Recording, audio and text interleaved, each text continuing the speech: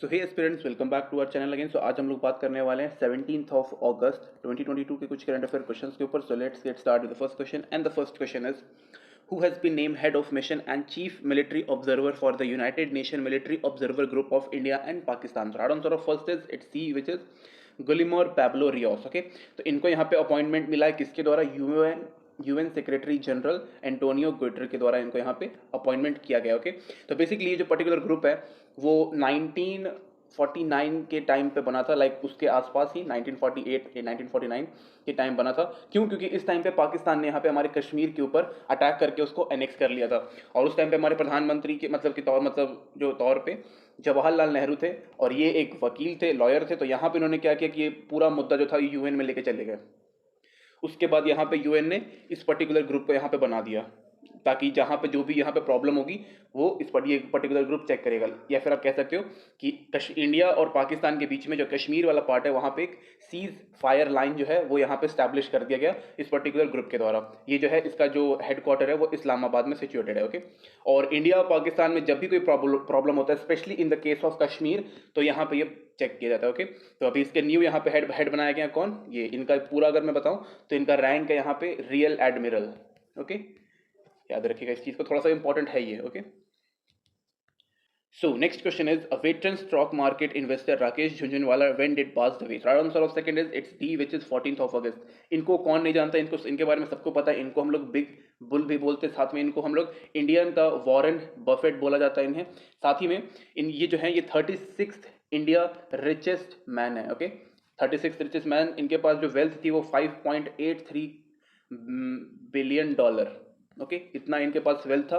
साथ ही में हाल ही में इन्होंने अभी अपना अभी आकाश एयरवे यहाँ पे इन्होंने अपना लॉन्च किया था, और काफ़ी अभी रिसेंट का ही बात है, और अभी इसने पहली उड़ान भी 1-2 हफ्ते पहले अभी ली थी। और इनकी एज जो थी अभी 62 की ही होती है, काफ़ी कम उम्र में इनका देहांत हो गया because of illness. Okay, this is not good for India, we have lost a very huge personality. Okay, next question is which country has appointed Bader Abdullah Al Malika as an ambassador to Iran since 2016. So answer of third is it's A, which is Kuwait. तो Kuwait ने यहाँ पे अपना एक ambassador जो है वो Iran भेजा हुआ है, लेकिन ईरान का जो एम्बेसडर था वो ऑलरेडी कुवैत में काफ़ी लंबे टाइम से, लेकिन कुवैत ने यहाँ पे ऑलमोस्ट 6 साल के बाद यहाँ पे अपना एम्बेसडर भेजा हुआ है, बिकॉज यहाँ पे कुवैत एंड ईरान यहाँ लिख देते हैं, और साथ ही में सऊदी अरेबिया, इन तीनों के बीच में जो रिलेशंस थे वो इतने अच्छे नहीं थे। लेकिन हाल ही में अभी सऊदी अरेबिया ने आके बोला कि भाई हमें ईरान के साथ जो रिश्ते हैं वो काफ़ी अच्छे, जो रिलेशनशिप्स हैं वो हमें यहाँ पे बेटर करना है, और जो भी इम्प्रूव जितने भी टाइज है वो सब कुछ यहाँ पे इम्प्रूव करना है। इसलिए यहाँ पे कुवैत को बोला गया कि आप भेजो अपना एम्बेसडर, जो कि एक इंपॉर्टेंट है। वाई? बिकॉज एम्बेसडर जो होता है वो एक तरीके से वहाँ के जो हेड होते हैं या फिर प्रेसिडेंट होते हैं, वहाँ पे यहाँ पर तो किंगशिप चलता है, तो उनके रिप्रेजेंटेटिव के तौर पर वहाँ पे जाते हैं, एक तरीके से राजदूत। ओके, तो यहाँ पे भेजा गया किसके द्वारा? कुवैत के द्वारा। तो ये क्वेश्चन इंपॉर्टेंट है। वाई? बिकॉज 6 ईयर्स के बाद कुवैत ने अपना एक रिप्रेजेंटेटिव या फिर एम्बेसडर जो है वो यहाँ पे ईरान के पास भेजा है। Okay, next question is who is reappointed as a managing director of Bharti Airtel for a period of 5 years? So answer of fourth is it's B, which is Gopal Vitthal. Okay, तो गोपाल विट्ठल को यहाँ पे 97% वोट मिला out of 100%, 3% favour में नहीं था, बाकी 97 यहाँ पे फेवर में था। और इनको अभी मैनेजिंग डायरेक्टर प्लस CEO भी यहाँ पे बना दिया गया for how many period, for how many years? 5 years के लिए। ओके, और ये जो अपना ऑफिस जो है वो 1 फरवरी से यहाँ पे ग्रहण करेंगे, और यहाँ पे 31 जनवरी 2028 तक रहेगा। Okay, so next question is world highest railway bridge golden joint launch on which state in India? Right answer of fifth is it's D, which is Jammu and Kashmir. तो इस ब्रिज का यहाँ पे गोल्डन जॉइंट भी नाम रखा गया है, बट यहाँ पे आप इसको चेनाब ब्रिज भी बोल सकते हो। ओके, चेनाब ब्रिज ही इसको ज्यादातर बोला जा रहा है। Okay, world highest railway bridge, इसकी जो पूरी जो लेंथ है वो 1315 मीटर्स अबव। ओके, साथ ही में बोला जा रहा है जो पेरिस का जो एल्फेल टावर है, एक सेकेंड, एल्फेल टावर, इससे भी ये 35 मीटर ऊंचा है। तो ये वर्ल्ड का हाईएस्ट रेलवे ब्रिज बन चुका है, और वो कहाँ पे है? इंडिया में। ओके, ये पर्टिकुलर जो ब्रिज है वो यहाँ पे डायरेक्ट कनेक्टिविटी का काम करेगा। कहाँ? Jammu to Kashmir valley. एक बहुत ही डायरेक्ट वे, यहाँ पे काफ़ी बड़ा रेलवे बनाया गया है, और काफ़ी एक इंपॉर्टेंट है if I talk about transportation and connectivity के मामले में। ओके, इंडिया जो है वो जम्मू एंड कश्मीर में काफ़ी सारे डेवलपमेंट्स जो हैं वो कर रहा है, आफ्टर 370 ऑफ मतलब रिमूवल ऑफ 370। ओके, तो जम्मू एंड कश्मीर काफ़ी एक इंपॉर्टेंट पार्ट है और वहाँ पे जो कनेक्टिविटी बनाए रखना काफ़ी इंपॉर्टेंट है। साथ ही में जो हमारे जितने भी मिलिट्री ग्रुप्स होते हैं उनको भी सप्लाईज पहुँचाने के लिए ये रेलवे ब्रिज काफ़ी एक इंपॉर्टेंट रोल प्ले करेगा। Okay, next question is IAF contingent left which country to participate in a 4-day bilateral exercise Udar Shakti? So right answer of 6th is its A, which is Malaysia. Okay, तो Malaysia हमारी जो Indian air force के जो लोग हैं वो गए हैं वहाँ पे किस चीज़ के लिए? 4-डे बायलेटरल एक्सरसाइज के लिए। तो यहाँ पर जो है यहाँ मलेशिया गया हुआ है। ओके, पहली चीज़ ये 4 डेज के लिए। दूसरी चीज़, तीसरी चीज़ ये कि यहाँ पे हमारी इंडियन एयरफोर्स रहेगी और मलेशिया की कौन सी रहेगी? मलेशिया की यहाँ पे रॉयल मलेशियन एयरफोर्स ओके रहने वाली है। इंडिया से यहाँ पे सुखोई 30 और C-17 एयरक्राफ्ट रहेंगे और जो मलेशिया है वहाँ पे सिर्फ सुखोई 30 का रहेगा और जितने भी हमारे यहाँ पे लाइक एरियल कॉम्बैट ड्रिल ये सब रहेगा, ये सब कंडक्ट किया जाएगा, जो कि काफ़ी अच्छी बात है।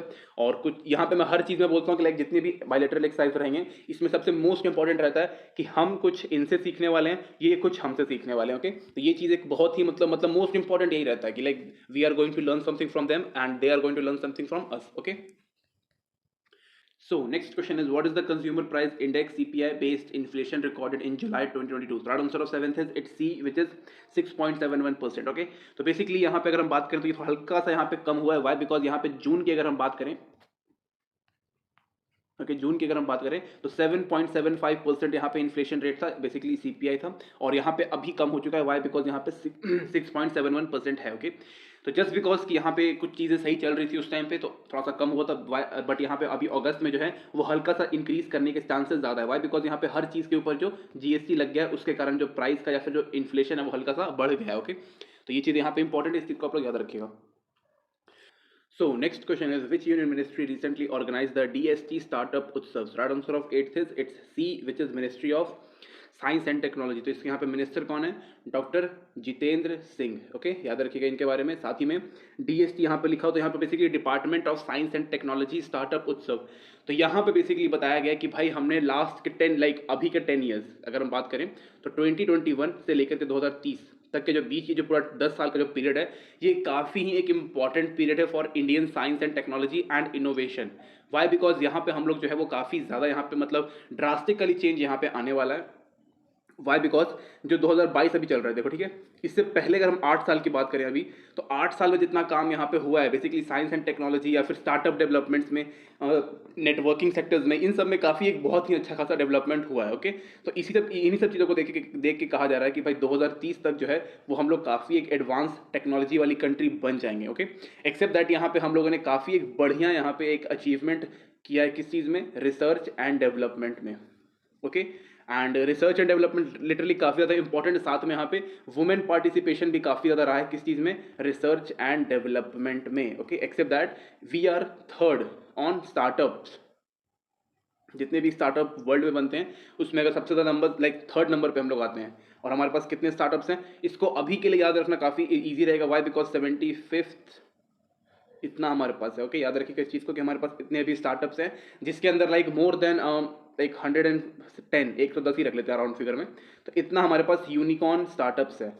मतलब यूनिकॉर्न स्टार्टअप वो होते हैं जिनकी जो वर्थ होती है वो बिलियंस में होती है एक एक स्टार्टअप्स की। ओके, तो ये भी काफ़ी इंपॉर्टेंट चीज़ है। इसके अलावा जो इकोनॉमी डेवलपमेंट है वो भी यहाँ पे काफ़ी अच्छे तरीके से चल रहा है। बिकॉज साइंस जब करेगा तो डेफिनेट सी बात है कि इकोनॉमी साथ में इंफ्रास्ट्रक्चर दोनों जो है वो इक्वली यहाँ पे डेवलप करने के काफ़ी अच्छे खासे चांसेस बन जाते हैं। ओके, स्टार्टअप्स के कारण भाई इंडिया जो है वो काफ़ी अच्छे तरीके से इनोवेट हुआ है। साथ में MSMEs जो है ये भी काफ़ी एक मतलब बैकबोन है इंडियन इकोनॉमी का। ओके, तो just because science and technology हम लोगों ने काफ़ी कुछ अचीव किया है लेकिन yes we have to achieve more. Okay, so next question is when has Partition Horror Remembrance Day being celebrated recently? So right answer of 9th is it's B, which is 14th of August। यहाँ पे ये celebrate नहीं होगा, यहाँ पे ये observe होगा।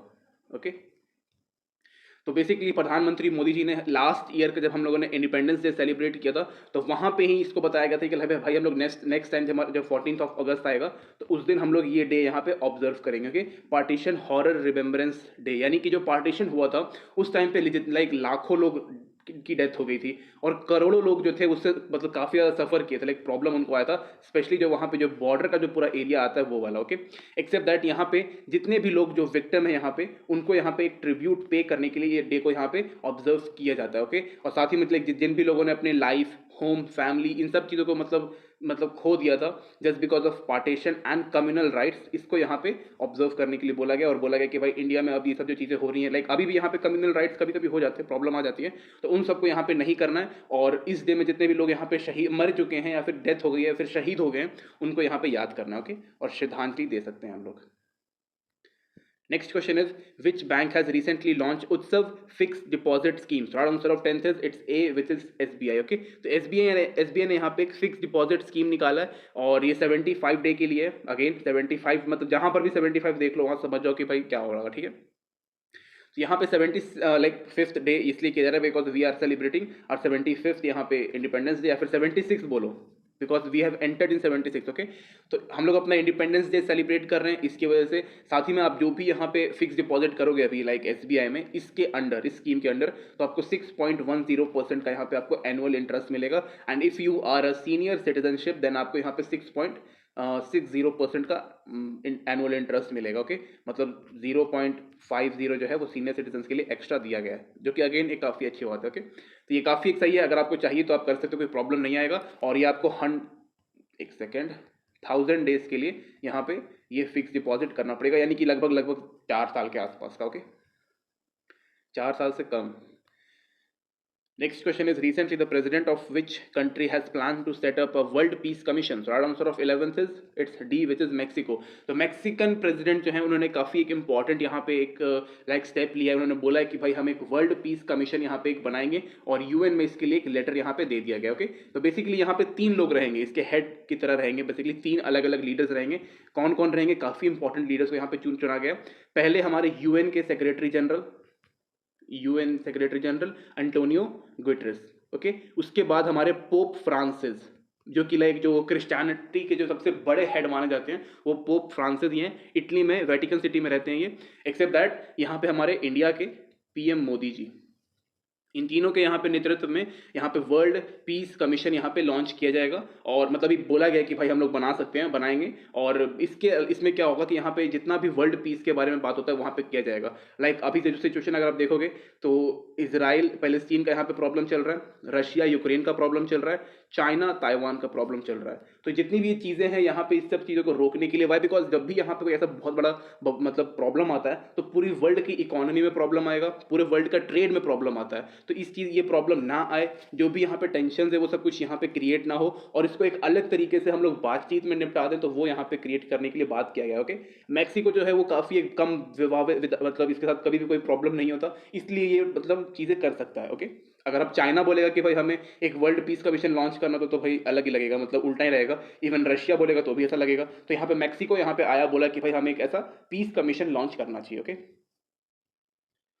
वैसे अगर हम बात करें तो UN की अपनी एक पीस कीपिंग फोर्स है, जहां कोई नौटंकी करता देश दुनिया में और अगर बुला लिया उस कंट्री में भाई आ जाओ तो मार के धो देता है।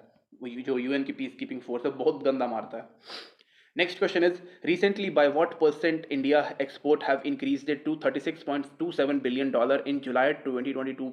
So answer of 12th is it's A, which is 11.51%। तो ये इंडिया के लिए काफ़ी अच्छी बात है, लेकिन जो हमारा दोनों के बीच में लाइक इंपोर्ट और एक्सपोर्ट है इसमें बैलेंस काफ़ी ज़्यादा इंपॉर्टेंट रहना चाहिए। जहाँ पर भी थोड़ा सा प्रॉब्लम होगा तो प्रॉब्लम आ सकता है, ओके। तो यहाँ पे जो बैलेंस है वो यहाँ पे अभी नहीं है, बिल्कुल भी यहाँ पे जो बैलेंस है वो नहीं है, लेकिन still we are doing our best. यहाँ पे हमने इस बार $82.22 बिलियन का एक्सपोर्ट किया है, जो कि काफ़ी एक बड़ा अमाउंट है, ओके। बट स्टिल हमें अभी और करना है इसे, लाइक हमें इसे यहाँ पे 100 बिलियन से भी प्लस कर देना है। लाइक 100 बिलियन तो मतलब काफ़ी नॉर्मल है, इस महीने के लाइक इस महीने या फिर नेक्स्ट मंथ जो एंड में हम लोग इसको अचीव कर सकते हैं, ओके।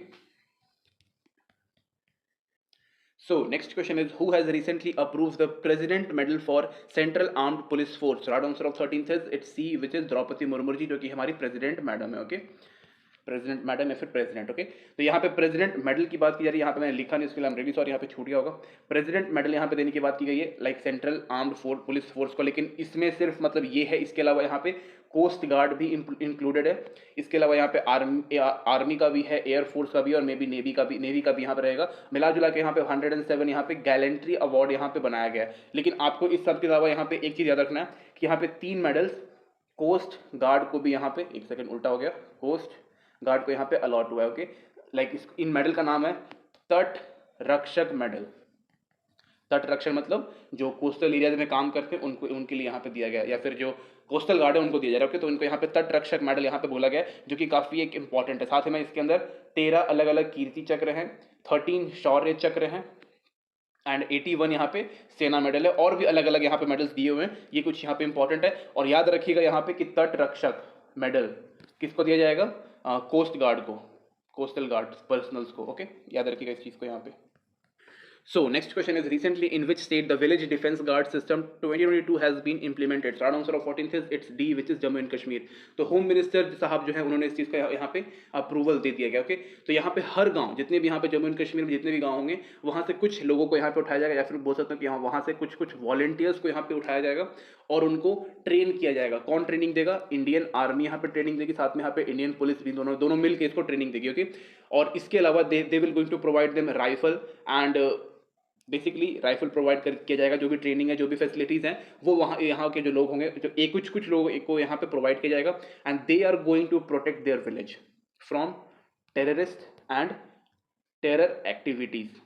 साथ ही में ये जो वॉलंटियर्स होंगे वो यहाँ पे Indian army slash Indian police की यहाँ पे मदद करेंगे कोई भी टेररिस्ट अटैक, या फिर जो भी यहाँ पे टेररिस्ट अटैक जितना भी फाइट वगैरह होगा उन सब में। तो ये भी एक काफ़ी एक अच्छी बात है। यहाँ पे जम्मू एंड कश्मीर के लोगों को यहाँ पे जॉब मिलेगा। They are going to protect their own village. तो यहाँ पे ऐसा भी नहीं आएगा कि भाई हम क्यों उधर उधर जाएं, मतलब they are going to protect their own village. तो वहाँ पे उनको अपना खुद का रहेगा रिस्पॉन्सिबिलिटी भी कि भाई यहाँ पे मेरे ही लोग हैं, मुझे अपने लोगों की रक्षा करनी है। ओके, तो ये भी काफ़ी एक अच्छी बात है, कोई यहाँ पे प्रॉब्लम नहीं है, याद रखिएगा जम्मू एंड कश्मीर में। Okay, next question is, which state government has recently tied up with NIOT for beach safety? Right answer of 15th is it's A, which is Odisha. Okay, तो NIOT का फुल फॉर्म होता है national institute for ocean technology.